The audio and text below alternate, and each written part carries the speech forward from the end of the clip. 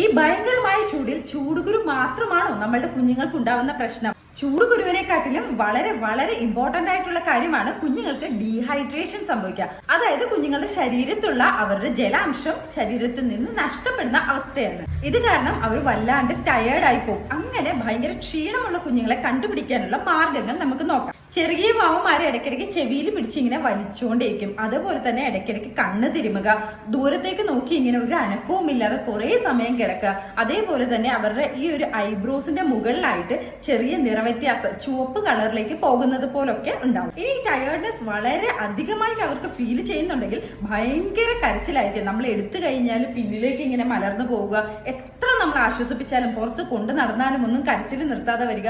അതിലും ഇമ്പോർട്ടന്റ് അവർക്ക് തുടർച്ചയായിട്ടുള്ള ഒരു ഉറക്കം കിട്ടാതെ വരുന്നതാണ്.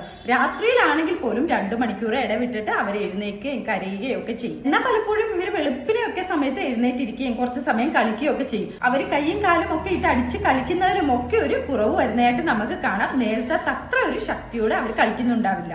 അമ്മയുടെ പാല് വലിച്ചു കുടിക്കുന്നതിന്റെ ആക്കം കുറഞ്ഞിട്ടുണ്ടാവും. നേരത്തെ അത്രയും ശക്തിയോടെ അവർ കുടിക്കുന്നുണ്ടാവില്ല. അതേപോലെ മൂത്രം നമുക്കറിയാം, ഒരു 6 തവണയെങ്കിലും ദിവസവും പോകണം. അത് കുറഞ്ഞിട്ട് 2 തവണയൊക്കെ ആയി മാറും. അത് ഛർദില്, വയറിളക്കം, അധികമായ ചൂട് ക്ലൈമറ്റ് വന്നാൽ കുഞ്ഞുങ്ങൾക്ക് ഇതുണ്ടാവാൻ സാധ്യത വളരെ കൂടുതലാണ്. Enjoy your parenting. Thank you.